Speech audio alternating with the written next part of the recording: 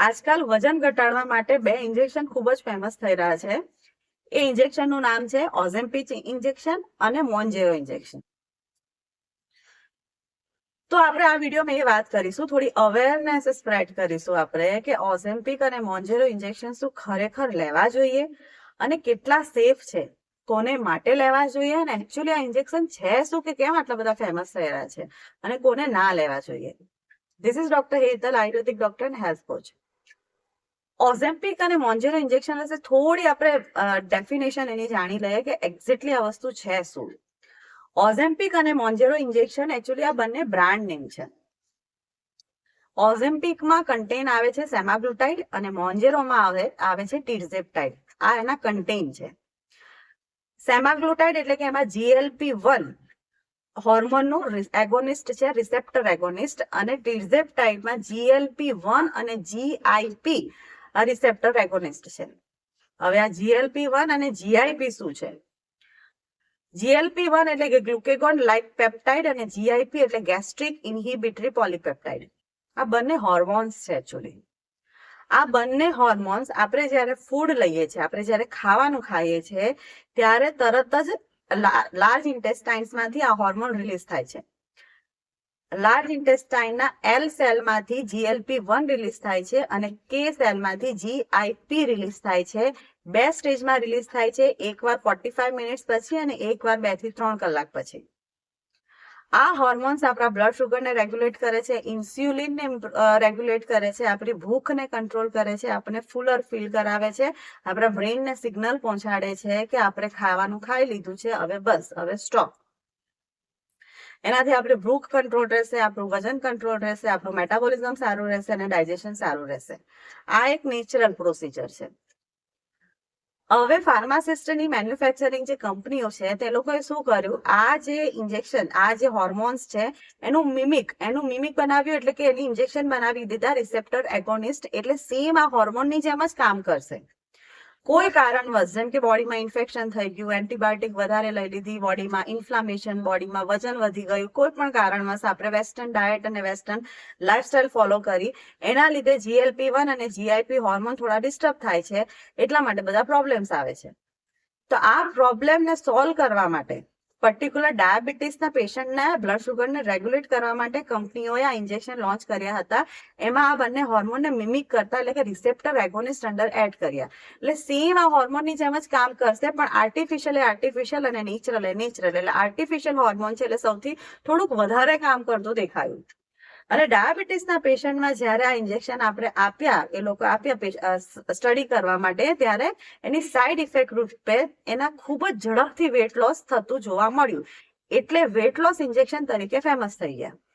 અને news, media અને actor અને એક્ટ્રેસ આ ઇન્જેક્શન ખૂબ જ ઉપયોગ કર્યો, એટલે વધારે માર્કેટમાં ફેલાઈ ગયા. એક સ્ટડીએ એવું પ્રૂવ કર્યું છે ઇંગ્લેન્ડ જર્નલ ઓફ મેડિસિને કે જો 68 વીક સુધી વન્સ અ વીક આ ઇન્જેક્શન, ઓઝેમ્પિક ઇન્જેક્શન તમે લેશો તો 14.9% જેટલું વેટ લોસ થાય છે, કોઈ બી જાતનું ડાયટ, એક્સરસાઇઝ અને લાઇફસ્ટાઇલ ફોલો કર્યા વગર.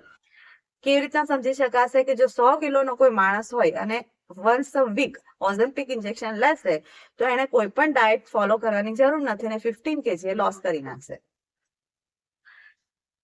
હવે ડાયટ નથી ફોલો કર્યું, નથી એક્સરસાઇઝ એમણે રૂટીનમાં એડ કરી, નથી લાઇફસ્ટાઇલ ફોલો કરી, એમને ઓરિજિનલ રૂટીન પુરાનું જ ચાલુ રાખ્યું છે અને વેઇટ લોસ થયું છે. તો જે ફાસ્ટ આ રિઝલ્ટ મળી રહ્યું છે તો એના કંઈક લોંગ ટર્મ અને સાઇડ ઇફેક્ટ તો હોય જ. તો એના વિશે થોડી આપણે ચર્ચા કરી લઈએ.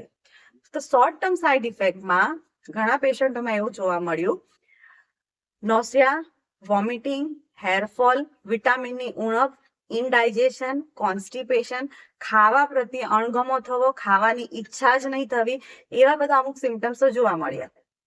પણ આપણે થોડા એલર્ટ થવાની ત્યાં જરૂર છે કે લોંગ ટર્મ સાઇડ ઇફેક્ટ એ જાણવા પડશે. તો એના ઉપર પણ સ્ટડી ચાલુ છે. તો અમુક સ્ટડીમાં એવું ખબર પડી છે કે આ ઓઝેમ્પિક અને મોન્જેરો ઇન્જેક્શન તમે કન્ટિન્યુઅસ લેશો, તેની લોંગ ટર્મ સાઇડ ઇફેક્ટમાં સૌથી ખરાબ 2 સાઇડ ઇફેક્ટ છે, એ છે ઓઝેમ્પિક ફેસ અને સાર્કોપિનિયા, એટલે કે મસલ લોસ થવું. પહેલા સાર્કોપિનિયાને સમજીએ. જ્યારે આપણે ઓઝેમ્પિક ઇન્જેક્શન લઈએ છીએ ત્યારે ફટાફટ વેટ લોસ થઈ જાય છે તમે કોઈ પણ જાતનો ડાયટ કે ન્યુટ્રિશન તો ફોલો કરતા નથી, તો વેટ લોસ થયું ને એટલે તમારા બોડીમાંથી ડિહાઇડ્રેશન, પાણી અને એનો પોર્શન ઓછો થઈ જાય છે. તો એની સાથે સાથે 33% મસલ લોસ પણ થાય છે. મસલ એવા છે કે આપણી બોડીના બંધારણ માટે ખૂબ જ જરૂરી છે. આપણા ડાયજેશનને સપોર્ટ કરે છે, આપણા બોડીને સ્ટેડી રાખવા સપોર્ટ કરે છે. મસલ આપણા હોર્મોનને સપોર્ટ કરે છે. જો મસલ જ લોસ થઈ જશે તો આપણું શરીરનું બંધારણ જ ખોળવાઈ જશે. આટલી આ મેજર સાઇડ ઇફેક્ટ છે. બીજી સાઇડ ઇફેક્ટમાં જોઈશું આપણે ઓઝેમ્પિક ફેસ. આપણા ફેસ પરથી જ્યારે મસલ લોસ થઈ જશે, અચાનક ચરબી ગાયબ થઈ જશે, તો ફેસ કેવો થઈ જશે ઇમેજિન કરો. ફેસ પર ખાલી આપણા બોન રહેશે અને ફેસ આપણે જ્યારે 60 વર્ષના કેવા થઈ જાય છે, 60, 70, 80 વર્ષના કેવા થઈ જાય છે, એવો ફેસ આપણો નાની ઉંમરમાં થઈ જશે. એને કહેવાય છે ઓઝેમ્પિક ફેસ. ફેસ આપણું એકદમ ચીપકું થઈ જાય છે. ઓકે, એટલા માટે જ આ ઇન્જેક્શન મારા હિસાબે તો ના જ લેવા જોઈએ. પણ ક્વેશ્ચન એ આવે છે કે લોન્ચ કર્યા છે તો કોઈ આ ઇન્જેક્શન લેવા જ ના જોઈએ? એવું નથી.